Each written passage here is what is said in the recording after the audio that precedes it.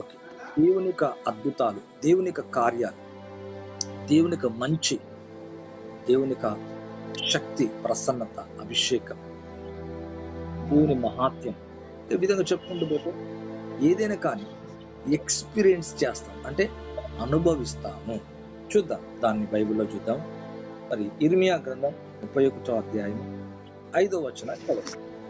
ఇర్మియా గ్రంథం 31వ అధ్యాయం 5వ వచనం. మార్నింగ్ కూడా నేను అదే నీవు షోమ్రోను కొండల మీద ద్రాక్ష వల్లులను మరలా నాటెదవు, నాటువారు వాటి ఫలములను అనుభవించెదరు. రైట్. ఓకే, ఇక్కడ ఒక మాట, చాలా చక్కటి మాట, చాలా నాకు చాలా చాలా చాలా బాగా అనిపించింది. ఇక్కడ నీవు షోమ్రోను కొండల మీద ద్రాక్ష వల్లులు మరలా నాటెదవు, నాటువారు వాటి ఫలములను అనుభవిస్తారంట. అంటే ఏదైతే మనము ఇంతవరకు నాటామో, విత్తామో, దాని ఫలములను మనం ఏం చేస్తామంటే అనుభవిస్తాం. చూడండి, కొంతమంది నాటుతారు, వేరొకరు అనుభవిస్తారు. కొంతమంది కడతారు, వేరొకరు ఆ ఇంట్లో ఉంటారు. కొంతమంది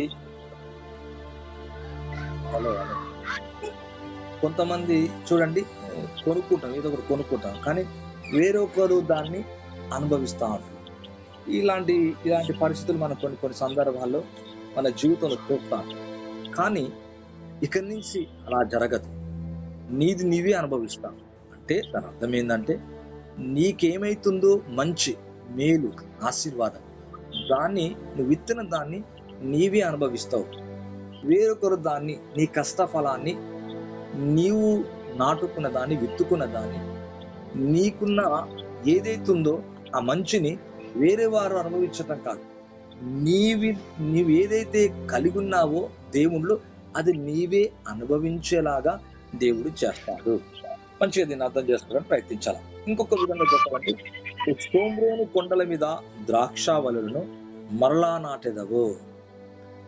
ఇక్కడ అంటాడు, నాటువారు ఎవరైతే నాటుతారో వారు వాటి ఫలములను అనుభవిస్తారంట.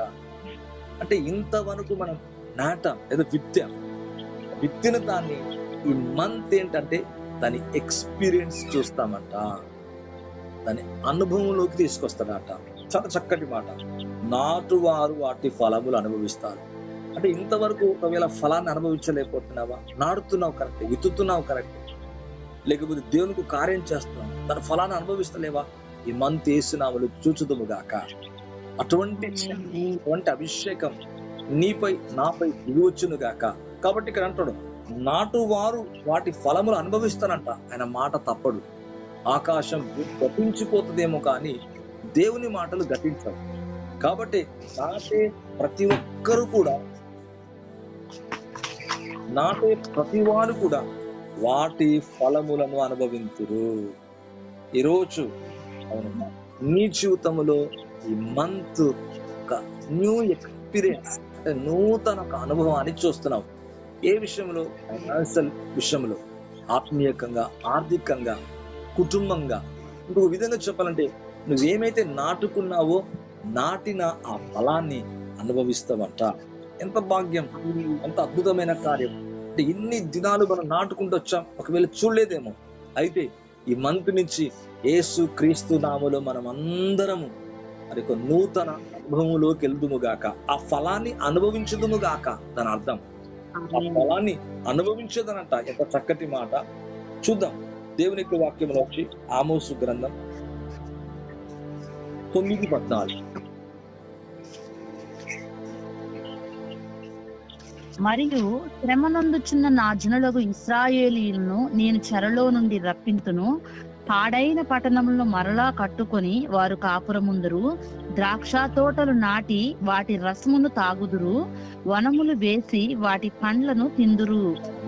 చూడండి ఇక్కడ చక్కగా, అంటే శ్రమ పడుతున్నారంట, తన ప్రజల కోసం మాట్లాడుతున్నారు. మరియు శ్రమ నొందుచున్న నా జనులు ఇశ్రాయేలులను నేను చెరలో నుండి రప్పింతును.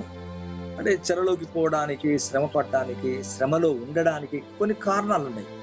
అయితే తదుపరి మరలా ప్రవక్తల ద్వారా మాట్లాడుతూ, శ్రమ నొందుతున్న నా జనులు ఇశ్రాయేలులను నేనేం చేస్తా, ఆ చెరలోంచి, అంటే ఏదైతే ఆ బాధ, ఆ కష్టం, ఆ శ్రమ, ఆ ఇబ్బంది, ఆ కట్లు, లేదా వ్యాధి, ఆ భయం, ఆ ఏదైతే ఆర్థిక సమస్యలు, కుటుంబ సమస్యలు ఏవైతున్నాయో ఆ చెరలోంచి రప్పింతునో పాడైన పట్టణములు మరలా కట్టుకొని వారు కాపురం ఉందురంట. పాడైన దాన్ని మరలా ఏం చేస్తారంట? పాడైపోయి అట్లా వదిలేయటం కాదు, ఆ పాడైన పట్టణాన్ని తిరిగి లేవనెత్తుతారంట, తిరిగి కడతారంట, దాంట్లో కాపురం ఉంచుతారంట, ద్రాక్ష తోటలు నాటి వాటి రసము త్రాగుతారంట, వనములు వేసి వాటి పండ్లు తిందరంట. అంటే కొంతమంది నాటుతారు కానీ రసాన్ని త్రాగలేరు, కొందరు వనాలు వేస్తారు కానీ పండ్లు తినరు. కానీ డిస్టర్బెన్స్ అవ్వకుండా చూసుకున్నారా? డిస్టర్బెన్స్ జాగ్రత్త చూసుకొని. అంటే కొంతమంది ద్రాక్ష తోటలు నాటుతారు కరెక్టే, ఒకరు నాటితే ఒకరు అనుభవిస్తారు, ఒకరు కడితే ఒకరు నివసిస్తారు. ఇది కూడా ఒక విధంగా చెప్పాలంటే ఆశీర్వాదం కాదు, కానీ ఈ రోజు నుంచి మారుస్తున్నాడు, నీకు ఒక ఎక్స్పీరియన్స్ ఇస్తున్నాడు, నీకు ఒక అనుభవాన్ని ఇస్తున్నాడు. చెరువులోంచి నేను బయటికి తీసుకురావటమే కాదు, పాడైన పట్టణాలను మరలా కట్టడమే కాదు, కాపురం ఉంచడమే కాదు, ఏవైతే నువ్వు నాటావో వాటి రసం నీవే త్రాగుతావంట, వనములు వేసి వాటి పండ్లు నీవే తింటావంట. ఎంత అద్భుతమైన ఆశీర్వాదం తెలుసా? అంటే మనది మనం అనుభవించటం ఎంత ఆశీర్వాదం. ఒక్కొక్కసారి మనది మనమే అనుభవించాం, మన కష్టాన్ని మనమే అనుభవించాం, మనం విత్తింది మనమే అనుభవించాం. ఇది చాలా బాధాకరం.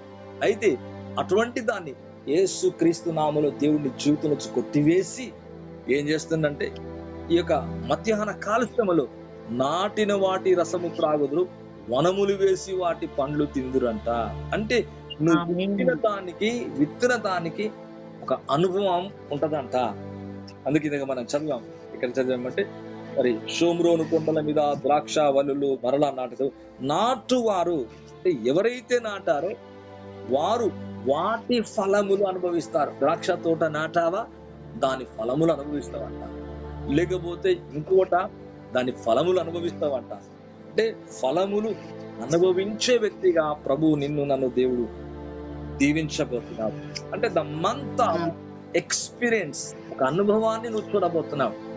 ఈ ఉదయకాల సమయంలో నేను కొంచెం ధ్యానిస్తున్నప్పుడు ప్రభు నాతో మాట్లాడు, ఏంటి ప్రభు ఈ మంత్ ఏంటి అంటే ఎక్స్పీరియన్స్ నువ్వు చూస్తావు. ఫైనాన్షియలీగా, స్పిరిచువల్గా, అనాయింటింగ్ లో, బ్రేక్ త్రూలో, ఫైనాన్షియల్ బ్రేక్ త్రూలో ఎక్కడెక్కడ ఆటంకాలను యేసునామములో అన్ని తెగిపోను గాక, అన్ని సరళమవును గాక, అంత మంచి జరుగును గాక, దేశమంతా ఓవరవును గాక, నేను చూసిన కదిలింపబడును గాక, నువ్వేం చెప్పిన ఆలోచించిన ఆ యోచన స్థిరపడును గాక, జరుగును గాక. దానికి ఆటంకంగా వ్యతిరేకంగా ఉన్న ప్రతి శత్రువు యేసు క్రీస్తు శక్తి గల నామములో పూర్తిగా నశించిపోను గాక. పిల్లల దారిలో కానీ, నీ భార్య, భర్త, పిల్లలు, కుటుంబం, నీ ఇంటిలో, నీ జీవితంలో మరలా ఎన్నడూ అడ్డుగా ఉండకుండా గాక. అంత విజయమే. అంటే నువ్వు అనుభవం వెళ్ళడానికి, నువ్వు విత్తిన దాన్ని, ఆ నాటిన దాన్ని అనుభవించడానికి దేవుడు నీకు తోడై ఉండబోతున్నాడు. అట్లా నామములో నీకు నాకు అనుగ్రహించబోతున్నాడు. కనుక పెట్టదు. ఇంకా విత్తుతున్నామా, ఇంకా నాటుతున్నామా, లేదా నాటిందని ప్రతిఫలం లేదు, ఫలము లేదు అని దుఃఖపడుతున్నావా, చింతిస్తున్నావా? లేదు లేదు. ఒక్కొక్కసారి మరి నాటిన దానికి వెంటనే వస్తుంది, ఒక్కోసారి కొంచెం టైం తీసుకుంటది, ఒక్కోసారి కొన్ని ఏళ్ళు తీసుకుంటది. అబ్బా నాకు రావట్లే కదా, ఏం కావట్లే కదా అనుకుంటాం. ఒకటేసారి సడన్ గా ఎంత కాలం ఆగావో దానికి డబుల్ గా, ట్రిపుల్ గా, 10 times గా, ఇంకొక విధంగా చెప్పాలంటే 100 times గా ఆ ఫలాన్ని మరలా నీది నీకు ఇచ్చేస్తాడు దేవుడు. అంత మంచి దేవుడు. ప్రేమ. ఆ సిలువలో తన ప్రాణాన్ని నీ కొరకు ఇచ్చేస్తాడు. తను మరణించాడు, చనిపోయాడు. చనిపోవటమే కాదు, ఆయన పొందిన దెబ్బల చేత నీకు స్వస్థత, రక్తములో పాప క్షమాపణ, ఆయన గాయాల ద్వారా నువ్వు విడుదల పొందుతున్నావు. నువ్వు ఒక ప్రత్యేక జనం, నువ్వు విమోచించబడ్డావు. నువ్వేం చేసినా అది సఫలం అవ్వాలని. అంటే నీలో ఉన్నవాడు లోకములో ఉన్నవానికంటే గొప్పవాడు అంటాడు. అంటే నువ్వేం చేసినా ఆ ఫలాన్ని అనుభవించాలన్నదే దేవుని యొక్క ఉద్దేశం. ఈ యొక్క మధ్యాహ్న కాలశంలో మీ అందరి జీవితంలో ప్రవచిస్తున్న నా జీవితం కూడా దేవుడు ప్రవచనాత్మకంగా మాట్లాడుతున్నాడు. నీ కుటుంబంలో, నా కుటుంబంలో, వినికిలో వింటున్నా మీ అందరి జీవితంలో మీ ఫలమును మీరు అనుభవింతురుగాక. మంచి దేవుడు అండి. చూడండి, మీకు దీనికి ఒక ఎక్స్పీరియన్స్ చూపిస్తాను. ద్వితోపదేశ కాండం 28వ అధ్యాయం 30వ వచనం.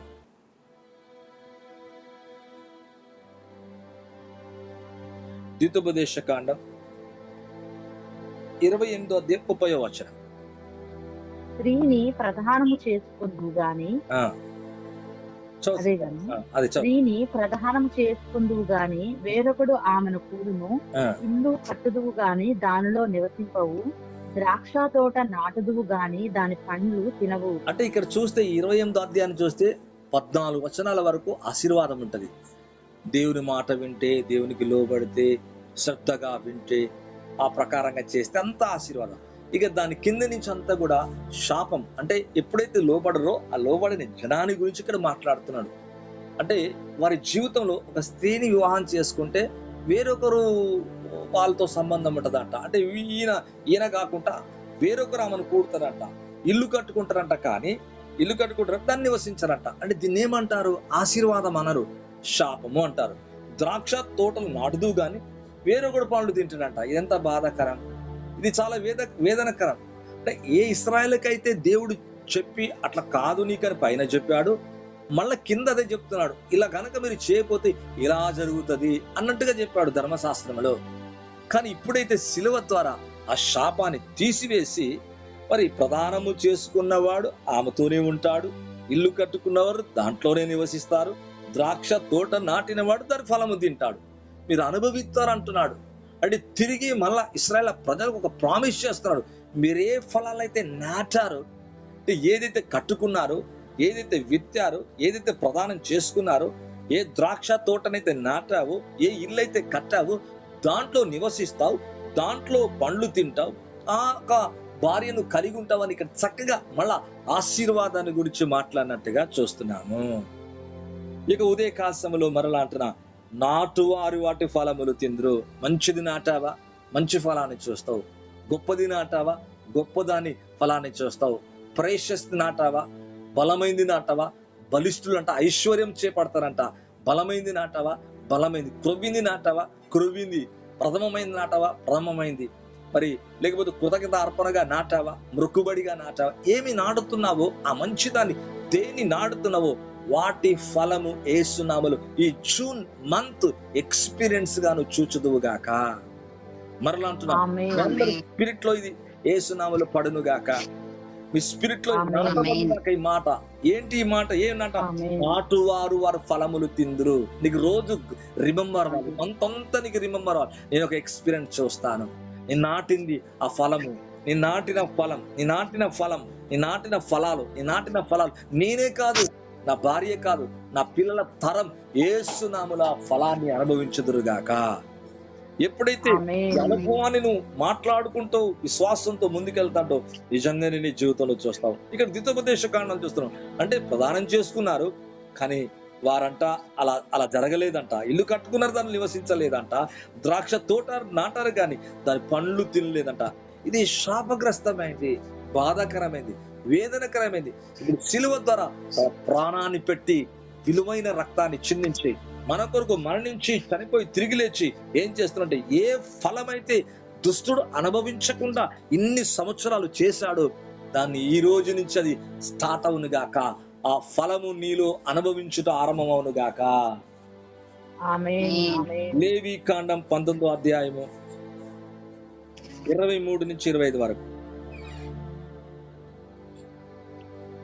సరే, దానికంటే నాన్న కొంచెం పక్కకు పెట్టండి. ఓకే, చూద్దాం. ఇంకొక యెషయా గ్రంథం 62 నుంచి చదవనా? యెషయా గ్రంథం 62వ అధ్యాయం 62వ అధ్యాయం 8-9. అనగా న్యాయము చేయుట యెహోవానగు నా చిత్తము. యెషయా గ్రంథము 62వ అధ్యాయము 8-9 చూసుకోండి. యెహోవా ప్రమాణము చేసెను, నిశ్చయముగా ఇంకను నీ ధాన్యమును నీ శత్రువులకు ఆహారముగా నేను ఇయ్యను. నీవు ప్రయాసపడి తీసిన ద్రాక్షారసమును అన్యులు తాగరు. వారే దాన్ని భుజించి యెహోవాకు స్తుతి చెల్లించెదరు. పండ్లు కోసిన వారే నా పరిశుద్ధ ఆలయ మంటపములలో దాన్ని. Okay, thank God. ఇక్కడ చూస్తే యెహోవా ఇలాగ ప్రమాణము చేశానంట. బా, ప్రామిస్ చేస్తున్నాడు, ప్రమాణం చేస్తున్నాడు. ఆయన ప్రమాణం తప్పడు, మాట తప్పడు. మనుషుడు ఒకవేళ అబద్ధికుడు కావచ్చేమో కానీ ఆయన మాట మార్చజాలని దేవుడు. ఆయన ఉద్దేశించిన నిర్ణయాలు జరిగిస్తాడు. ఆయన అన్నది అన్నట్టుగా చేస్తాడు. యెహోవా ఈలాగ ప్రమాణం చేస్తున్నాడు. ఏమని ప్రమాణం చేస్తున్నాడు? నిశ్చయముగా, షూర్లీ అంట, ఇక నీ ధాన్యం, నీ విత్తనం, నీ విత్తింది నీ శత్రువులకు ఆహారముగా నేను ఇవ్వను. అనారోగ్యం పాలు కాదు, లేకపోతే ఆహారం వేరే శత్రువు తినడు. నువ్వు ప్రయాసపడి తీసిన ద్రాక్షారసములు అన్యులు తాగరు. అన్యులు తాగటం ఏంటి? నువ్వు ప్రయాసపడితే వాళ్ళు తాగటం ఏంటి? నువ్వు కష్టపడితే వాళ్ళు తాగటం ఏంటి? నువ్వు శ్రమ పడితే వాళ్ళు నో, ఇక స్టాప్ అయిపోతుందంట. యేసునామములో స్టాప్ అవును గాక. యేసునామములో దురాత్మ యేసునామములో కాలిపోను గాక. నువ్వు ప్రయాసపడ్డది నిశ్చయంగా ఇకను నీ ధాన్యం నీ శత్రువులకు ఆహారం ఇయ్యను. నీవు ప్రయాసపడి తీసిన ద్రాక్షరసం అన్యులు త్రాగరు. ధాన్యము కూర్చువారే అనగా ఇశ్రాయేలు నమ్మిన వారు, ఆశ్రయించిన వారు, ప్రభుని హత్తుకున్నవారు, ప్రభుని ప్రేమించేవారు, ప్రభుకు విత్తేవారు, మరి ఏమవుతున్నారు? కూర్చువారే దాన్ని భుజించి యెహోవాకు స్తుతి చెల్లిస్తారంట. ఈ రోజు ఈ ఎక్స్పీరియన్స్ తో నువ్వు స్తుతి చెల్లించబోతున్నావు. ఈ అనుభవం, థ్యాంక్ గాడ్, ఎంత గొప్ప దేవుడు నాయన. నువ్వు చెప్పినట్టుగానే చేస్తావా? థ్యాంక్ యూ నాయన. అనుభవిస్తున్నావు, మంచిని అనుభవిస్తున్నా, నా ఫలాన్ని అనుభవిస్తున్నా, విత్తిన దాన్ని అనుభవిస్తున్నా ప్రభా.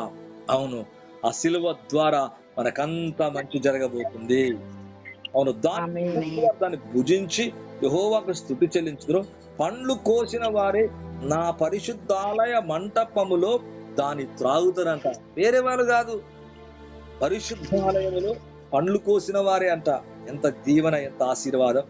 ఇదే యెషయా గ్రంథం 65, 21, 22. జనులు ఇండ్లు కట్టుకొని వాటిలో కాపురముందురు, ద్రాక్ష తోటలు నాటించుకొని వాటి ఫలములు అనుభవింతురు. వారు కట్టుకున్న ఇండ్లలో వేరొకరు కాపురముందరు, వారు నాటుకున్న వాటిని వేరొకరు అనుభవింపరు. నా జనులు ఆయుష్యము వృక్షాయుష్యమంతా అగును. నేను ఏర్పరచుకున్న వారు తాము చేసుకున్న దాని ఫలమును పూర్తిగా అనుభవింతురు. ఆమేన్. పూర్తిగా అనుభవించదుము గాక. Thank God. కంప్లీట్గా అంట. ఇక్కడ జనులు ఇండ్లు కట్టుకొని వాటిలో కాపురముందురు, ద్రాక్ష తోటలు నాటించుకొని వాటి ఫలములు ఏం చేస్తారంట? అనుభవిస్తారు. ఇక్కడ చెప్తున్నాడు, మళ్ళా చెప్తున్నాడు. జనులు ఇల్లు కట్టుకుంటారు, ఇల్లు కట్టుకొని వేరొకరు కాపురం ఉన్నారు. మనం చూసాం ద్వితీయోపదేశ కాండం 28:30. అలా కాదంట, ఇప్పుడు అలా కాదంట. ఇప్పుడు శిలువ ద్వారా చెప్తున్నాడు రాబోయే విషయాన్ని, మరలా ఇశ్రాయేలు ప్రజలకు జరిగిన కష్టాన్ని, దుఃఖాన్ని బట్టి మరలా తిరిగి ప్రవచిస్తున్నాడు ఇర్మియా ద్వారా. వారు ఇండ్లు కట్టుకొని వాటిలో కాపురం ముందురు, ద్రాక్ష తోటలు నాటించుకొని వాటి ఫలములు అంటే అనుభవించలేకపోతున్నారు. ప్రభు మరలా తిరిగి అనుభవించేలాగా చేస్తున్నాడంట. ఈ మంత్ మరలా నువ్వు ఎక్స్పీరియన్స్ చూడబోతున్నావు, అనుభవాన్ని చూడబోతున్నావు. నువ్వు నాటింది, నువ్వు చేసింది, నువ్వు మంచి చేసింది, నువ్వు మేలు చేసింది, విసరక చేసింది, ప్రయాసముతో చేసింది, కష్టం వచ్చినా చేసావు, ఇబ్బంది వచ్చినా చేసావు. ఎన్ని ఉన్నా విత్తుకుంటూ వెళ్తున్నామే. ఈ విత్తిన ఫలములను అనుభవించదనంట. వారు కట్టుకున్న ఇళ్లలో వేరొకరు కాపురం ఉండరు, వారు నాటుకున్న వాటి వేరొకరు అనుభవించరు. వాటి బ్లెస్సింగ్. నా జనులు ఆయుష్ దీర్ఘాయుష్ అంటే వృక్షాయుష్ అంతా గునంట. వృక్షాయుష్ చాలా చాలా సంవత్సరాలు ఉంటది. ఒక వృక్షం కనుక మర్రి చెట్టు కనుక, రాగి చెట్టు కనుక చూస్తే కొన్ని చెట్లు అయితే కొన్ని వందల వేల సంవత్సరాలు కూడా ఉంటాయి. 100 సంవత్సరాలు ఉంటాయి. 100 సంవత్సరాలు. నా జనుల ఆయుష్ను కూడా పెంచుతానంట. నువ్వు అనుభవించకుండా మళ్ళీ ఒకవేళ ఈ మధ్యలో కట్ అయిపోతావేమో, కట్ అయిపోతే చనిపోతే ఇది కూడా ఒక లాస్, ఇదొక శాపమే. అది బ్రేక్ అవుతుందంట. అందుకే వృక్షాయుష్ కలుపుతున్నాడు. నా జనుల ఆయుష్ వృక్షాయుష్ అంతా అవును. అదే వృక్షం మీద ఇప్పుడు ఏమయ్యాడు? వృక్షం అంటే శిలువ అంటే క్రాస్. అది దేని నుంచి వచ్చింది? ఆ క్రాస్ వృక్షం నుంచి, అంటే చెట్టు నుంచి. అంటే ఇప్పుడు ఏమవుతున్నాడు అంటే ఇక్కడ నా జనుల ఆయుష్ వృక్షాయుష్ అంతా గురంట. ఎందుకు? ఒకవేళ ఈ మధ్యలో చనిపోతే అక్కడ అనుభవించావు, ఇల్లు కట్టుకున్నావు, పై చనిపోయావు అంటే ఏం లాభం? అంటే అనుభవించలేదు అర్థం. పెళ్లి చేసుకున్నావు, అక్కడ భార్యతో సంబంధం లేదు అంటే ఇక చనిపోయారు అనుకోండి, అంటే ఏం లాభం? అంటే అట్లా కాదంట, అట్లా కానివ్వడంట. ఇక్కడ అంటున్నాడు వృక్షాయుష్ అంతాగును. నేను ఏర్పరచుకున్న వారు తాము చేసుకున్న దాని ఫలం పూర్తిగా అనుభవిస్తారంట. యేసు నామములో ప్రతి మంచి దాన్ని పూర్తిగా అనుభవించుదుము గాక. ప్రతి బ్లెస్సింగ్, ప్రతి హీలింగ్, యేసు ప్రభు శిలువ ద్వారా వచ్చిందంతా కూడా పూర్తిగా మనకు వచ్చును గాక. అందుకే మీరు నిజమైన ద్రాక్ష వల్లే నా యందు మీరు మీ యందు నా మాటలు నిలిచిన ఎడల మీకు ఏది ఇష్టమో అడగమంటున్నాడు. అంటే ఆయనలో నువ్వు నిలిచి ఉంటే చాలు, పూర్తిగా అనుభవిస్తావు. ఏమనుభవిస్తావు? యేసులో అంతా నీకు వచ్చును గాక, నీ పిల్లలకు వచ్చును గాక, తనకు వచ్చును గాక, మరి స్పిరిట్ కి వచ్చును గాక, బాడీకి వచ్చును గాక. ప్రతి ప్రాబ్లం యేసు నామలో కొట్టివేయబడును గాక, పూర్తిగా తొలగిపోను గాక. వాళ్ళ నీ జీవితంలో ఈ ఆటంకము లేకుండా ఏమి చేసినా సఫలమవును గాక. అందుకే నన్ను బలపరచిన నేను సమస్తము చేయగలను. ఒకవేళ ఒంటిగా ఉంటున్నావా, ఎవరి సహాయం లేదా, ఎవరు నీకు సాయం చేసేవారు లేరా, నో ప్రాబ్లం. దేవుడే డైరెక్ట్ అవుతున్నాడు, దేవుడే నీకు డైరెక్ట్ అవుతున్నాడు. దేవుని యొక్క దూతలు నీకు డైరెక్ట్ అవుతున్నారు. దేవుని యొక్క అభిషేకం, దేవుని యొక్క శక్తి, దేవుని యొక్క మహిమ నీకు డైరెక్ట్ అవుతుంది, నీతో డైరెక్ట్ అవుతున్నాడు. ఎవరో కాదు, లింక్ ఏం అవసరం లేదు, ఎటువంటి లింక్ అవసరం లేదు, దేవుడే. ఎందుకంటే నేను ఏర్పరచుకున్న వారు అంటున్నాడు. We are chosen vessels, chosen people, royal priest అంటారు. మిమ్మల్ని ఏర్పరచుకున్నాను, తాము చేసుకున్న దాన్ని తాము చేసుకున్నాను. ఇల్లు కట్టుకున్నారు కదా, నాటించారు కదా, మరి ఇల్లు కట్టుకున్న నాటించారు కదా. అప్పుడు అంటున్నాడు, నేను తాము చేసుకున్న దాని ఫలములను ఎట్లా అంటే పూర్తిగా అంట యేసునామములో పూర్తిగా అనుభవించుదము గాక. మధ్యాహ్నం మీరు యేసునామములో బ్లెస్ అవుతున్నారు. ఎందుకు తెలుసా? సిలువ పూర్తిగా నీకు రావాల్సిన ఆశీర్వాదం రాబోతుంది. అనుభవిస్తామంట, కంప్లీట్ అంట, అన్కంప్లీట్ కంప్లీట్ అంట, కంప్లీట్ అంట, కంప్లీట్ అంట. Oh what a blessing. ఈ రోజు కంప్లీట్ కంప్లీట్ బ్లెస్సింగ్ నీపై నాపై వచ్చును గాక. కొంచెం స్వస్థత పడి కొంచెం స్వస్థత కాదు, అట్లా కాదు. కొంచెం దొరకనట్టు కాదు, జరగనట్టు కాదు, అయినట్టు కాదు, లేకపోతే కొంచెం జరిగి కొంచెం కాదు. యేసు నామములో, యేసు అనే శక్తిగల నామములో, యేసు అనే శక్తిగల నామములో ప్రవచిస్తున్నా, మీరు నేను పూర్తిగా అనుభవించదుము గాక.